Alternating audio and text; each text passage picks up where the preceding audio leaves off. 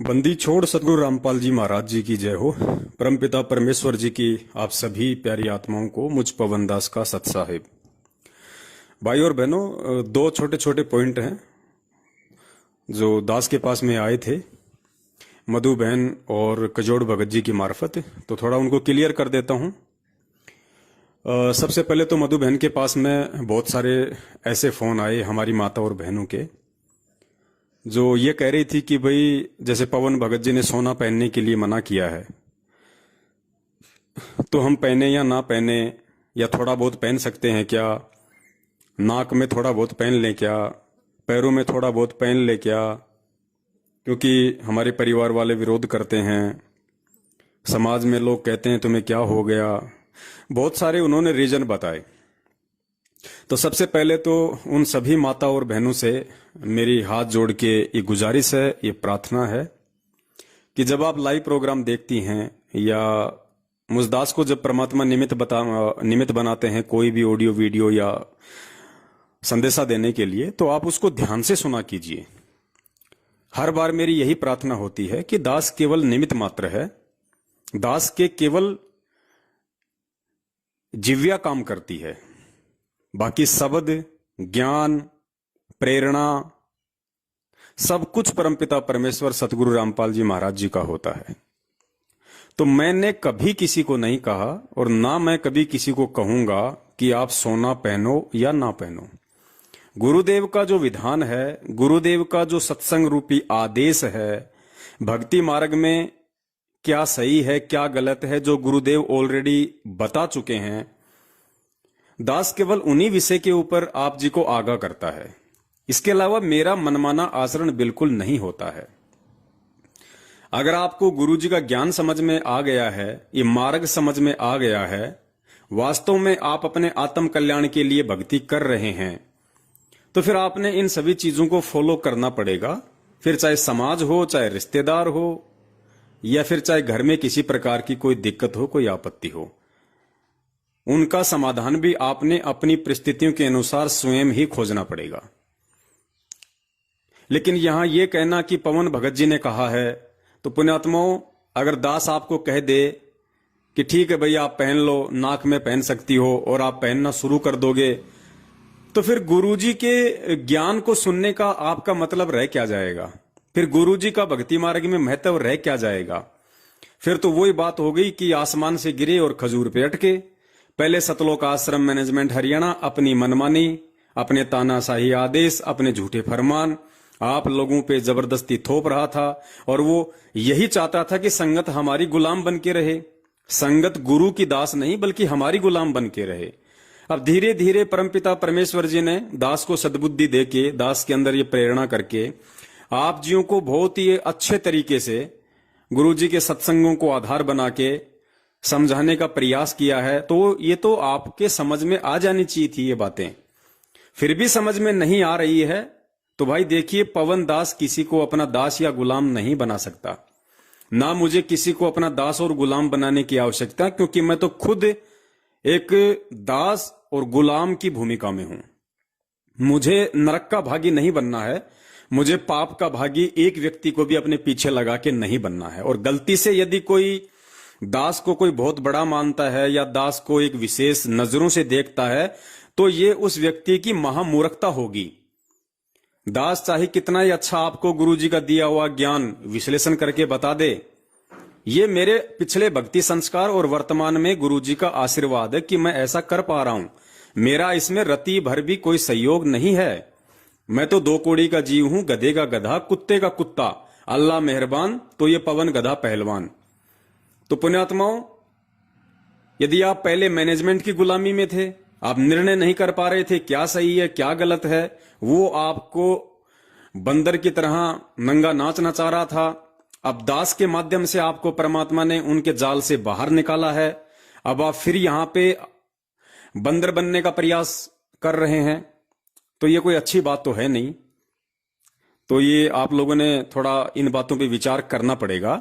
मैं कभी किसी को नहीं कहता, मैं केवल गुरुजी के ज्ञान को आधार बना के और आप लोगों को साथ साथ में ढेरों सबूत और गुरुजी के वीडियो रूपी प्रमाण भी दिखाता हूं ताकि कोई ये ना सोच ले अपने मन में कि पवनदास अपनी तरफ से कह रहा है। मेरी तरफ से आपको एक शब्द भी नहीं मिलेगा, क्योंकि मैं तो खुद एक भगत हूं भाई, मुझे तो खुद भक्ति करके यहां से अपना पीछा छुड़वाना है। तो जो माता बहनें हैं वो थोड़ा सा ध्यान दें इन सब बातों पे। अब हम कोई छोटे मोटे बच्चे नहीं हैं, परमात्मा ने हमारे को कितना अच्छा कितना अनमोल ज्ञान दे दिया है। ये तो हमें गुरुजी के सत्संगों से ही समझ जाना चाहिए था। पवनदास जैसे कुत्तों की तो जरूरत ही नहीं पड़नी चाहिए थी, लेकिन चलो कोई बात नहीं, इस काल ने हमारे को बहुत तरह से फंसा रखा है, दबा रखा है। और ये परमात्मा के ही खेल होते हैं कि परमात्मा किस विधि से अपने बच्चों को समझाते हैं, उन तक संदेशा पहुंचवाते हैं। तो आपने अंत में गुरुजी के ज्ञान को आधार बना के और गुरुजी के सत्संग रूपी आदेशों को ही फॉलो करना पड़ेगा। जब गुरुजी ने स्पष्ट रूप से उन सत्संगों में कह दिया कि ये सोना तो ऐसी बेकार वस्तु है, इसको ना तो घर में रखना चाहिए ना इसको पहनना चाहिए, अब इससे ज्यादा कोई शब्द किसी के पास बोलने के लिए होने ही नहीं चाहिए, कोई बहाना किसी के पास होना ही नहीं चाहिए कि मैं नाक में पहन लूं क्या, मैं गले में पहन लूं क्या, मैं एक अंगूठी पहन लूं क्या। फिर तो ये अपनी ज्ञान की कमजोरी है। फिर ना यहां पवनदास की कमजोरी है, ना यहां पूज्य गुरुदेव जी के सत्संगों की कोई कमजोरी है, ये फिर आपके अपने संस्कारों की कमजोरी है, जो आपने खुद ही परमपिता परमेश्वर को दंडवत प्रणाम करके उनसे प्रार्थना करके कि परमात्मा सद्बुद्धि दो, ज्ञान योग दो, परमपिता परमेश्वर इन चीजों को समझने की जो है हमारे को आप जी बुद्धि दीजिए। फिर ये गुरु जी से ही प्रार्थना करने की आवश्यकता है। उसके बाद में कजोड़ भगत जी का दास के पास में कॉल आया, क्योंकि बहुत सारे भगत भाई बहन ऐसे हैं जो अपना ज्योति हवन के लिए अकाउंट में पैसा डालने के बाद भी वो फोन करते हैं बार बार कि भगत जी आया कि नहीं आया, एक बार जरा चेक करना पहुंचा कि नहीं पहुंचा। जबकि ये सारी बातें दास ने पहले ही लाइव प्रोग्राम में क्लियर कर दी थी कि भाई जो अकाउंट नंबर है वो बिल्कुल सही है, यदि आपने उधर से डाल दिया है तो वो खाते में ही आएगा, और आप इसके लिए बिल्कुल भी जो है फोन ना करें, परेशान ना करें। क्योंकि देखो पुण्यात्माओं, अगर हमने भी सतलोक आश्रम मैनेजमेंट हरियाणा वालों की तरह ही करना होता कि हम संगत के ऊपर ठेकेदार बन जाएं, संगत का जो दान आ रहा है उस दान से हम अपना घर चलाएं, अपने बच्चे पालें, मकान किराया भरें, सारे काम हम दान से करें, तो फिर तो कोई मतलब ही नहीं रह जाएगा सतसेवकों और सतलोक आश्रम मैनेजमेंट हरियाणा में, फिर कोई डिफरेंस ही नहीं रह जाएगा, फिर तो वो ही ठीक थे पहले। तो देखिए, सबसे पहले तो हम लोगों ने इस भक्ति मार्ग पे टिके रहने के लिए, गुरु जी का कृपा पात्र बने रहने के लिए हमने अपने हक हलाल की कमाई से रोजी रोटी खानी है। तो सर्वप्रथम तो हम जितने भी सत्सेवक हैं जिनको परमात्मा ने निमित्त बना रखा है, हम अपने हक हलाल की, हम अपनी मेहनत की कमाई से अपना घर चलाते हैं। तो 8-10 घंटे हमने भी अपनी रोजी रोटी को मार्केट में समय देना पड़ता है। कजोड़ भगत जी हैं, वो पिछले 18-20 साल से जो है जो बिस्लरी जो कंपनी है जो पानी की, वो उसमें जॉब करते हैं। उनकी अच्छी खासी उनकी सैलरी है परमात्मा की दया से, और वो तो अभी लगभग 3 साल पहले ही परमात्मा से जुड़े हैं इन फर्जी नामदान केंद्रों से, जयपुर से। और जैसे ही उन्हें सच्चाई का पता चला वो बिल्कुल एक तरफा होके चल दिए। तो जो कजोड़ भगत जी हैं, देखो वो कम से कम 10-12 घंटे अपना उस कंपनी को देते हैं अपनी रोजी रोटी के लिए। और कजोड़ भगत जी के बारे में शायद आप में से बहुत सारे भगत भाई बहन जानते नहीं हैं, क्योंकि वो जयपुर से हैं, मैं भी जयपुर से हूं। मैं बहुत अच्छी तरह मैं उनके फैमिली बैकग्राउंड से परिचित हूं। कजोड़ भगत जी पूरी तरह से परमपिता परमेश्वर जी को डिवोट हैं। पहले वो ऐसी लाइन में थे कि वो थानेदार को भी थाने में जाके थप्पड़ मार देते थे। उन्होंने थाने में जाके थानेदार को भी थप्पड़ मारा है, और थानेदार की इतनी हिम्मत नहीं थी कि सामने से उनको कुछ बोल दे, क्योंकि पीछे राजनेताओं का सपोर्ट था। लेकिन जैसे ही उनको इस परमपिता परमेश्वर का मालूम पड़ा, ज्ञान से जुड़े, उन्होंने सबसे रिलेशन तोड़ दिए। क्योंकि परमेश्वर कहते हैं ज्ञान का और घाम का, ज्ञान होता है यह तत्व ज्ञान, और घाम कहते हैं राजस्थान और हरियाणा में धूप को। तो परमात्मा ने कहा कि ज्ञान का और घाम का चमका सा ही होता है, समझदार को संकेत ही काफी होता है।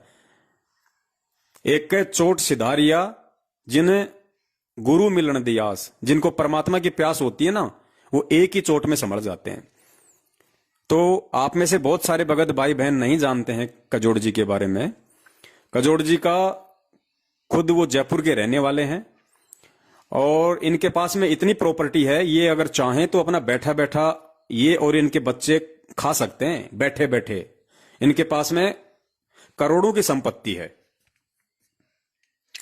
इनके पास में पैतृक जमीन है जयपुर में, जो कम से कम 20 से 25 हजार रुपए गज की जिसकी रेट है।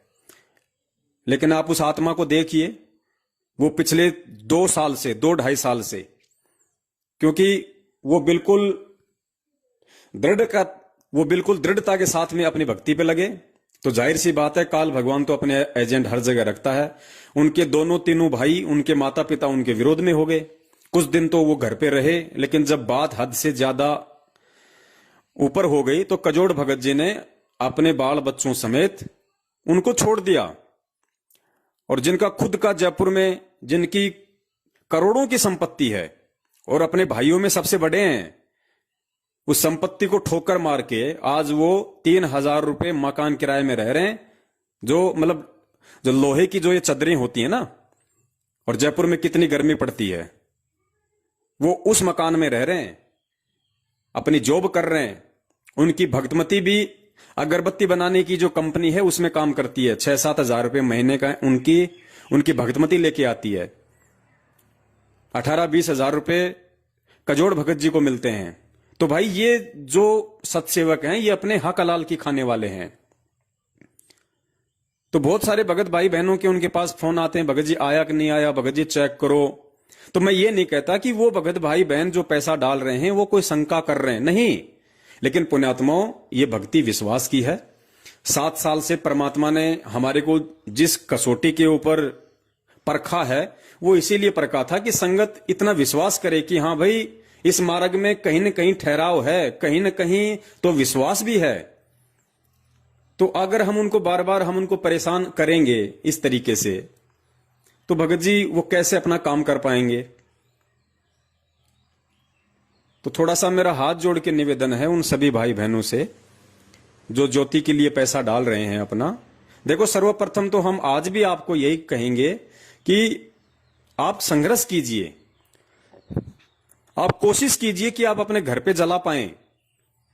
और जो बिल्कुल भी नहीं जला पा रहा, केवल वही भाई ज्योति हवन के लिए, घी के लिए पैसा उस अकाउंट में डालें, अन्यथा ना डालें। और पिछले सप्ताह से लेकर अब तक तकरीबन 40 से 50 हजार रुपए खाली ज्योति का आ चुका है। घी के लिए 40 से 50 हजार रुपए भगत जी के अकाउंट में आ चुके हैं। और परमात्मा ने पिछले 4-5 दिनों से ज्योतियां भी शुरू करवा दी। और यकीन मानना पुण्यात्माओं, सत भक्ति है। आपके घी की एक एक बूंद आपके हवन में जाएगी। तो थोड़ा सा बस हमारा निवेदन यह है पुण्यात्माओं कि आप जो है फोन ना करें ज्यादा। देखो, कोई विशेष काम हो जब तो आदमी फोन करे। अब इन छोटी छोटी बातों के लिए हमने कॉल बिल्कुल भी नहीं करना है। आप जी डाल दीजिए, खाते में ही जाएगा और कहीं नहीं जाएगा। आपने डाल दिया और किसी कारण से नहीं गया तो भी आपको ज्योति का आपका लाभ मिलेगा, क्योंकि आपने ज्योति के लिए डाला था। तो बहुत सारी बातें हैं, आज हमने इन बातों पे विचार करना पड़ेगा। परमेश्वर ने हमें इतना बुद्धिमान बना दिया है, अब हमने एक दूसरे के ऊपर विश्वास भी करना पड़ेगा। और एक दूसरे की जो मजबूरियां हैं सांसारिक जीवन की, अपनी रोजी रोटी के लिए जो संघर्ष करते हैं, उसके लिए भी हमने थोड़ा सा उनको समय देना पड़ेगा, हमने थोड़ा सा समझना पड़ेगा। बाकी तो हमें पता है पुण्यात्माओं, परमेश्वर ने तो हमारी ड्यूटी ही यही लगा रखी है कि भैया दिन में चाहे 50 फोन आए तो 50 के जवाब दो। अब जैसे 7 साल से हम इन फर्जी नामदान केंद्रों के खिलाफ ऑडियो वीडियो बना रहे हैं, हजारों की संख्या में वीडियो बन गए, उसके बाद भी यही फोन आते हैं कि भगत जी आपकी वीडियो देखे, सब समझ में आ गया। अब भगत जी ये बताओ कि मैंने प्रथम नाम वहां से ले लिया, अब सतनाम लूं या नहीं लूं। भगत जी मुझे सतनाम मिल गया, मैं उसका जाप करूं ना करूं।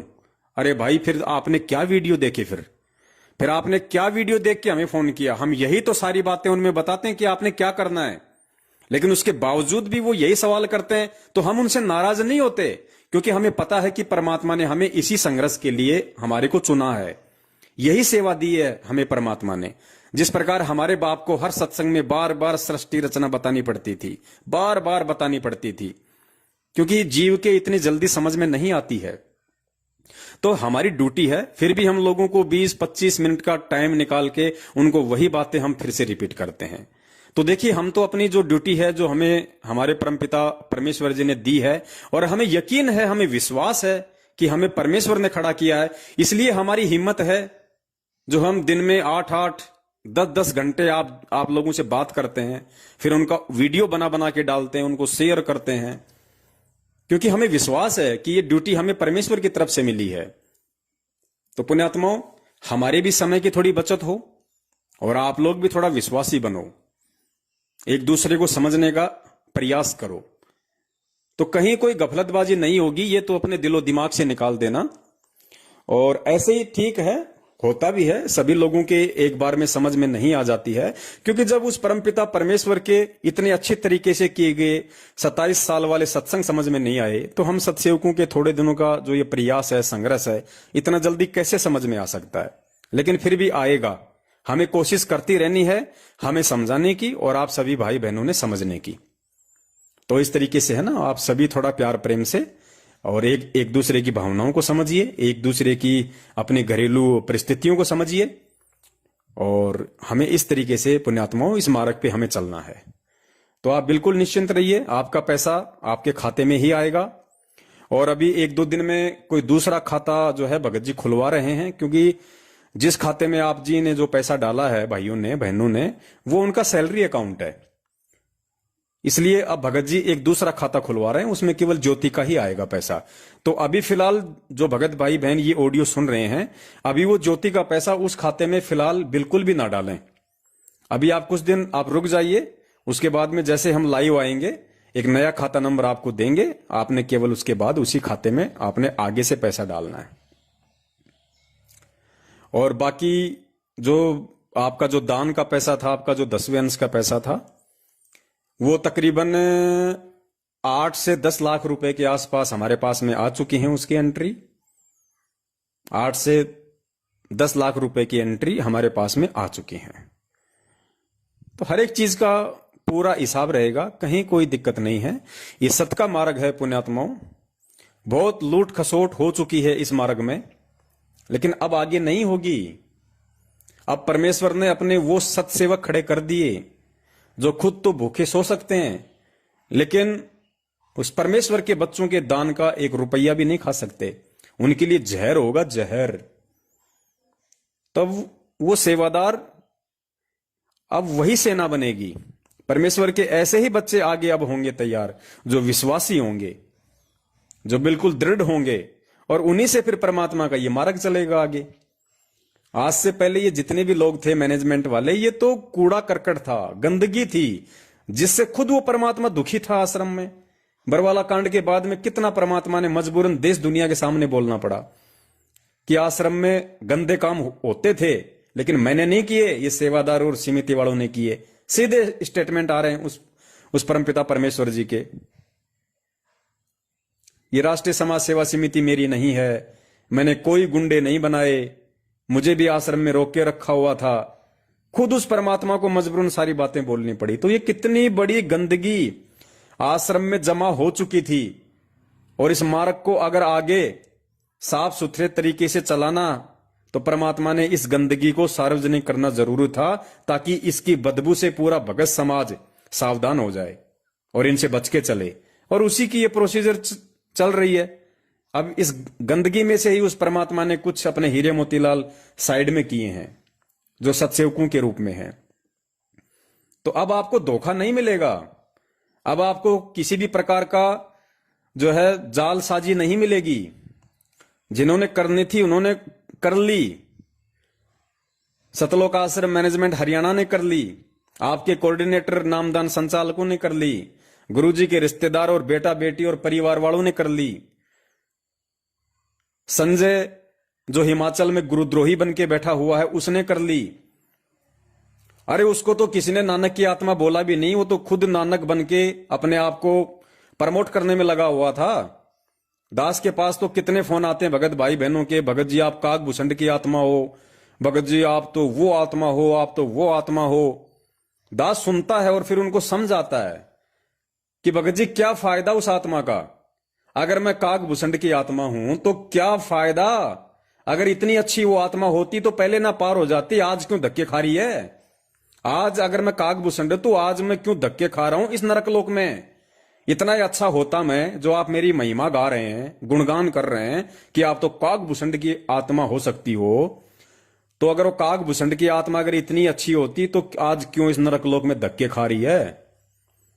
तो पुण्यात्मा, इन बातों का कोई मतलब नहीं निकलता है। अरे मैं हूं, चाहे आप हो, चाहे कोई भी हो, हम कोई ना कोई तो आत्मा है ही। हम कोई पत्थर योनि से तो आए नहीं, कोई ना कोई आत्मा तो है ही हम। और परमेश्वर के बच्चे तो विशेष आत्मा होती हैं। आप जितने भी भाई बहन जो भक्ति कर रहे हैं, आप सब विशेष आत्मा उस परमात्मा की। आपने बहुत अच्छे अच्छे जन्म लिए हैं, अच्छी अच्छी आत्माओं के। जब परमात्मा ने यहां तक कह दिया कि आपको पता नहीं कितनी बार इसने ब्रह्मा विष्णु महेश बना दिया, तो हम तो ब्रह्मा विष्णु महेश के भी आत्मा रह चुके हैं सभी भाई बहन। फिर काकभूषण कौन सी बड़ी चीज हो गई? तो पुण्यात्माओं, इन धारणाओं को अब हमने दिलो दिमाग से परमेश्वर के ज्ञान को आधार बना के मिटाना पड़ेगा। यहां आत्मा वात्मा का कोई महत्व नहीं है। ये फालतू के ढकोसले हैं, चौंचले हैं। ये इनका कोई औचित्य नहीं है हमारा वर्तमान के जीवन में। वर्तमान में पवनदास जो आत्मा है वो अपना आत्म कल्याण करवा सकती है, मर्यादा में रह के भक्ति करके। आप जी, जो भी आपका नाम है, आप वर्तमान में अब आपको सोचना है कि वर्तमान में मुझे महान आत्मा बनना है, वर्तमान में मुझे मर्यादित भक्ति करके मेरा पीछा छुटवाना है, तो फायदा है। वरना क्या फायदा पुण्यात्माओं इन आत्माओं के चक्कर में पड़ने का? तो दास की विनती है, अब बहुत समय हो गया है। गुरुजी ने देखो समझाते समझाते परमात्मा कितनी बार सत्संगों में रोने लग जाते हैं हमारी मूर्खता और अज्ञानता को देख के। गुरुजी कहते हैं मैं समझाऊं 100 बार और कोई तुम्हें एक बार भी इधर उधर की बोल देता, तुम वहीं उसके पीछे हो लेते हो। तो ऐसे फिर बाप क्या करता है? दुखी होता है। अब बताओ, जो परमात्मा सत्संग करते करते संगत के सामने कई बार रोने लग जाता है, वो सोचो हमारी मूर्खता पे अकेले में कितना रोता होगा। तो पुण्यात्माओं के आज भी हम अपने बाप को इसी तरीके से खून के आंसू रुलाएंगे? आज तो कम से कम उन्होंने हमारे से ये उम्मीद की है कि मेरे बच्चे आज बिस्ली पीढ़ी में आ गए, मेरे बच्चों को मैंने शिक्षा दे दी, मेरे बच्चों को मैंने सारे सबूत और ये प्रमाण दिखा दिए। कम से कम आज तो वो डगमग ना हो कि भाई काल तुम्हें किस प्रकार से ठगेगा। और पहले के सारे एग्जाम्पल दे दिए कि काल हमेशा परमात्मा के आसपास ही अपने एजेंट भेजता है, लेकिन परमात्मा उनको अपना जान के उनको पालता है, उनकी परवरिश करता है, ताकि ये समझ जाएं या जितने दिन मेरे साथ रह के भक्ति करें कम से कम उतने तो इनके अच्छे कर्म बने। जबकि मालिक को तो 650 साल पहले ही पता था कि मैं जिस कमाल को मुर्दे से जिंदा कर रहा हूं, ये मेरे मार्ग में सबसे बड़ा रोड़ा बनेगा, ये गुरुद्रोही बनेगा, मेरी आत्माओं को तोड़ेगा।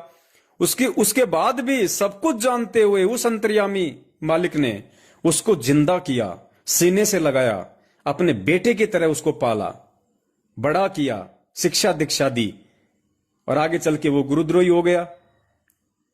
धर्मदास जी के परिवार में उस काल भगवान ने उसके पुत्र नारायण दास को मृत्यु अंध नाम का काल का दूत बना के भेज दिया, इसी मालिक के मार्ग को अवरुद्ध करने के लिए। गरीबदास जी महाराज जी की नहीं सुनी उनके परिवार वालों ने, नानक जी की नहीं सुनी उनके परिवार वालों ने, और ऐसे ही आज जब वो परमात्मा खुद संत रामपाल जी महाराज जी के चोले में आया तो काल ने उनके भाई के रूप में, बेटा बेटी के रूप में, रिश्तेदारों के रूप में आज तो अपने सैकड़ों एजेंट उनके चारों तरफ भेज रखे हैं। जैसे गाय और भैंस के जो चिचड़ होते हैं ना, चिचड़ जो उसका खून पीते हैं, जो उसके थनों से चिपके रहते हैं, तो इस प्रकार ये जो गुरुजी के बेटा बेटी रिश्तेदार हैं, ये चीचड़ हैं, चीचड़। और गुरुजी ने कई बार, आपने शायद वो सत्संग नहीं सुने परमात्मा के, कई बार जिक्र किया परमात्मा ने। मालिक ने कहा कि पुण्यात्माओं, जो हजारों किलोमीटर से, सैकड़ों किलोमीटर से जो मेरे बच्चे यहां आते हैं वो मेरा सत्संग रूपी दूध पीते हैं, और जो 24 घंटे जो यहां रहते हैं वो चीचड़ हैं, वो मेरा खून पीते हैं। ये सारी बातें बोली हुई हैं परमात्मा ने, लेकिन वो सत्संग इन्होंने अपलोड नहीं कर रखे। अब देखिए आप, 27 साल बाद इन लोगों ने 2000 और 2001 के सत्संग अभी 10-15 दिन पहले अपनी वेबसाइट पे डाले इन लोगों ने, मैनेजमेंट वालों ने। 2001 के और 2000 और 2002 के जो सत्संग है इन्होंने आज डाले इतने वर्षों बाद। तो जो सत्संग थे जो इस प्रकार के, जिसमें परमात्मा ने खुल के इशारा किया हुआ है इन लोगों के विषय में संगत को समझाने के लिए, वो सत्संग इन्होंने डाले नहीं। अब गुरुजी थोड़ा ना कोई बैठ के कोई सत्संग डालेंगे यूट्यूब पे, ये तो इन लोगों का काम था ना, मैनेजमेंट वालों का। तो इन्होंने केवल वही सत्संग डाले जिनमें इनका बचाव हो रहा है। लेकिन पुण्यात्मा वास तो सर्वविदित है, इससे बड़ा दुनिया में कोई उदाहरण नहीं हो सकता, कोई सबूत नहीं हो सकता, यदि आप संत रामपाल जी महाराज जी को अपना बाप मानते हैं तो, और ये मानते हैं कि मेरा बाप दोगला नहीं है, मेरा बाप हमेशा एक तरफा बात बोलेगा और साध वचन पलटे नहीं, चाहे पलट जाए ब्रह्मांड। गुरुदेव ने मीडिया के सामने, पूरे दुनिया के सामने बरवाला कांड के बाद स्पष्ट कहा है कि राष्ट्रीय समाज सेवा समिति मेरी नहीं है, अर्थात सतलोक आश्रम मैनेजमेंट हरियाणा मेरा नहीं है। That's final. जो मेरे बाप का नहीं वो मेरा जिंदगी में नहीं हो सकता।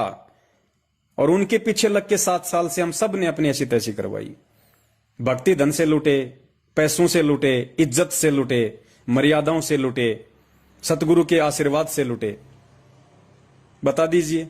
और फिर पिछले 7 साल से इनकी वो धोती दुलवा दी परमात्मा ने, वीडियो बनवा बनवा के कि जिन्हें तुम सारनामी समझ रहे हो वो तो प्रथम नाम के भी लायक नहीं हैं। तो पुण्यात्माओं, जो मूर्ख बनना चाहता है या मूर्ख बने रहना चाहता है वो उसकी मर्जी, परमात्मा जबरदस्ती नहीं करता। लेकिन जो समझदार आत्माएं हैं उनको तो विचार करना चाहिए। और ये सत का मार्ग है पुण्यात्मा, इसमें झूठ पाखंड छल कपट ये ना हमारे बाप ने किया और ना हम सत्सेवक ने किया, अनजाने में किया, उसके लिए हम क्षमा प्रार्थी हैं।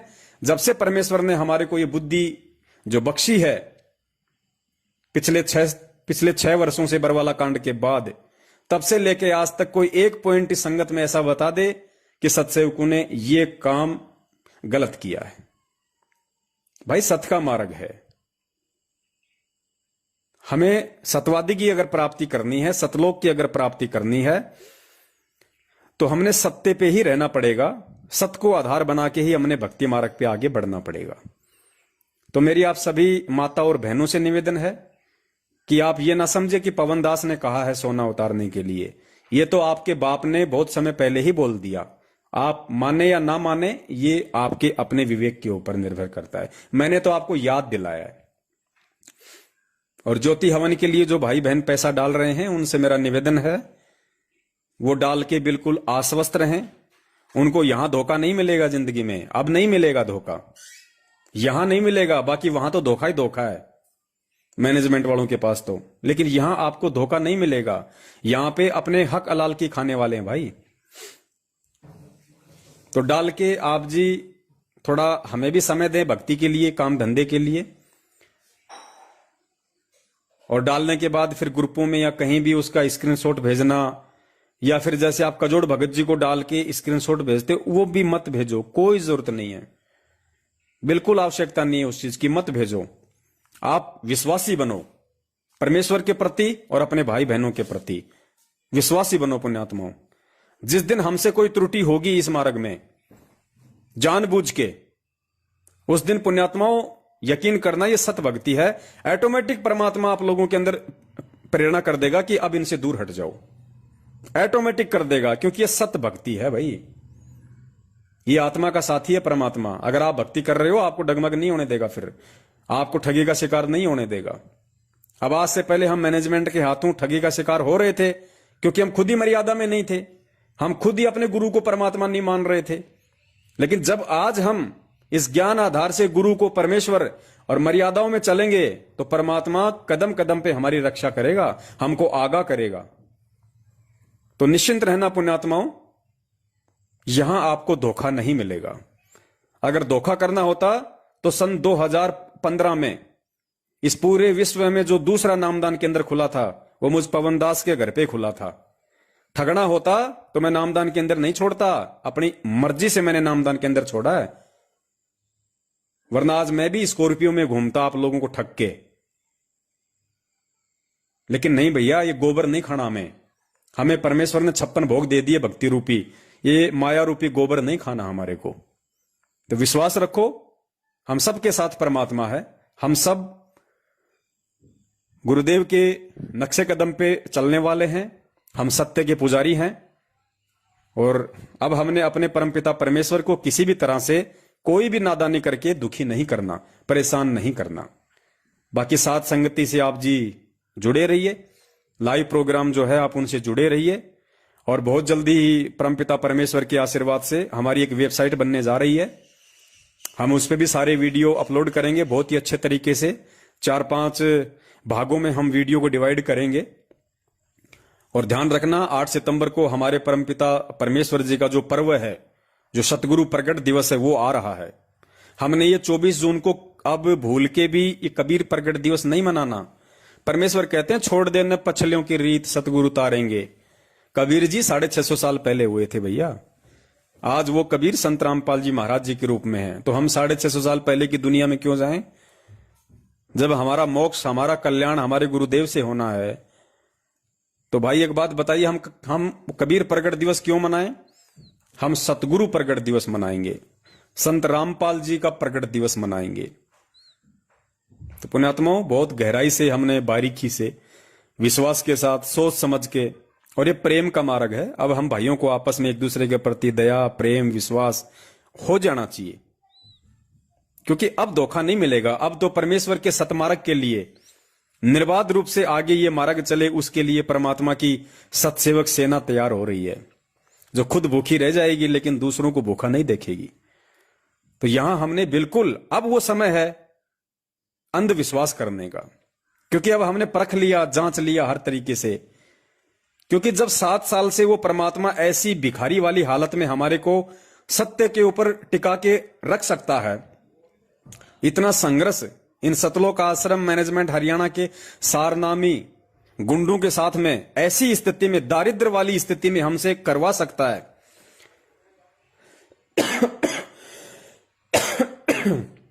तो आज तो पुण्यात्माओं सब कुछ है परमेश्वर की दया से। आज तो हजारों की संख्या में भगत भाई बहन एक दूसरे की मदद करने के लिए आगे बढ़ रहे हैं। 8-10 लाख रुपए लोगों ने चुटकी बजाते ही 5-7 दिन में अपनी एंट्रियां करवा दी। जिस भी भगत भाई बहन को ऐसी कोई रोजी रोटी वाली समस्या आन पड़ेगी उसके संस्कारवश, और जब भी वो भाई थोड़ा सा भी इशारा करेगा तो परमात्मा तुरंत उसकी हेल्प करवाएंगे। अभी कुछ दिन पहले एक भाई का मैसेज आया, बोले भगत जी मुझे सेवा करनी है, मुझे एक मोबाइल खरीदना है, थोड़ी मेरी मदद करो। तो दास ने उसको मना कर दिया कि भगत जी देखिए, हमने पहले ही बोल दिया था कि ये पैसा 10वें अंश का और दान का है। ये पैसा केवल उसी को जाएगा जो वास्तव में जरूरतमंद होगा।